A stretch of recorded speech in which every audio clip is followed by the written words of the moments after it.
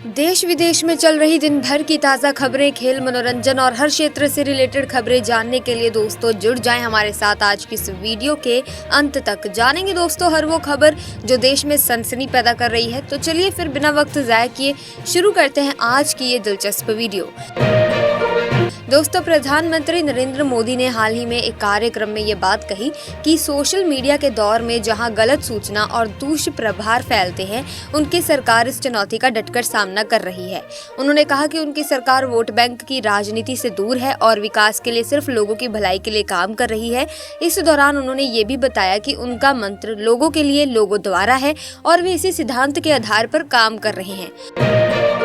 लोकसभा अध्यक्ष ओम बिरला ने हाल ही में कार्यक्रम में कहा कि भारत के नियंत्रक और महालेखा परीक्षक यानी कि CAG अब पूरी पारदर्शिता के साथ यानी कि ट्रांसपेरेंसी के साथ काम कर रहे हैं और उनकी कार्य प्रणाली को अब दुनिया भर में स्वीकार्यता मिल चुकी है। उन्होंने ये भी बताया कि अब विभिन्न देशों से लोग भारतीय लेखा परीक्षा प्रणाली को समझने और उसे अपने देशों में अपनाने के लिए भारत आ रहे हैं।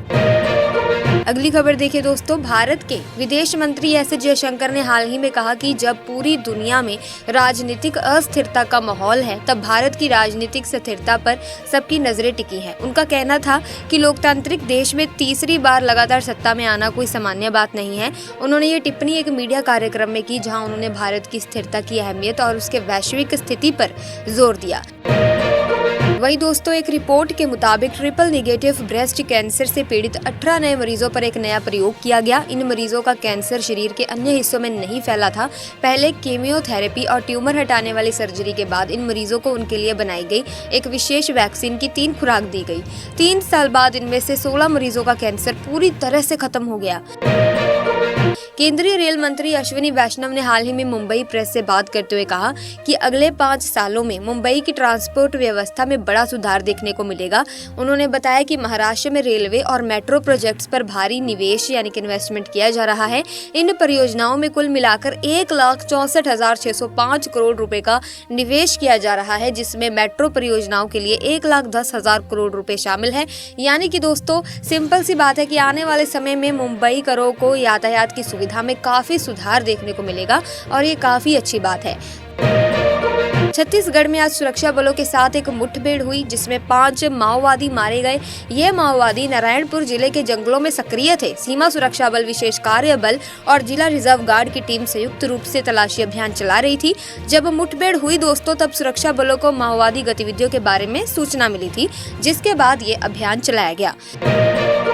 प्रधानमंत्री नरेंद्र मोदी ने भारतीय जनता पार्टी के कार्यकर्ताओं से वर्चुअल बातचीत के दौरान महाराष्ट्र की महायुति सरकार के काम की सराहना की। उन्होंने कहा कि महाराष्ट्र के लोग सरकार के 2.5 साल के कार्यकाल से पूरी तरह से संतुष्ट हैं और इस दौरान समाज के हर वर्ग को सशक्त बनाने के लिए जो भी प्रयास किए गए हैं वे सराहनीय हैं। मोदी ने बीजेपी के मेरा बूथ सबसे मजबूत कार्यक्रम के तहत कार्यकर्ताओं के उत्साह और मेहनत को भी सराहा।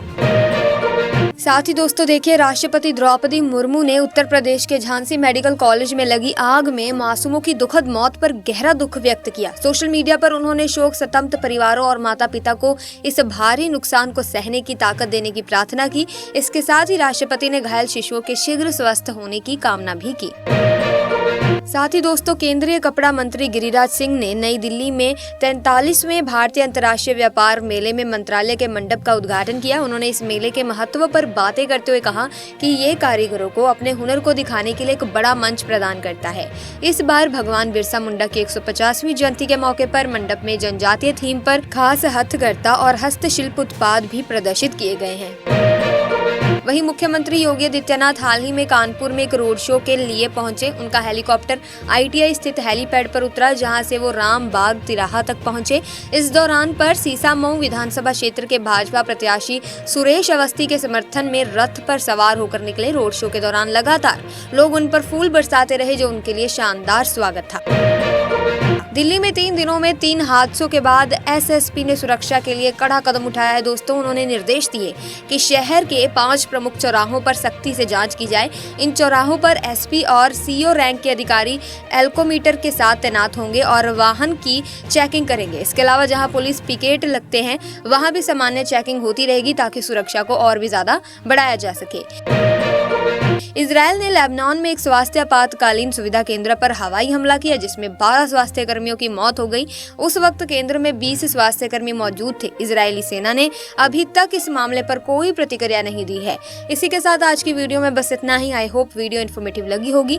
अगर हाँ तो इस वीडियो को लाइक करें, शेयर करें, चैनल को सब्सक्राइब करें। जय हिंद, जय भारत।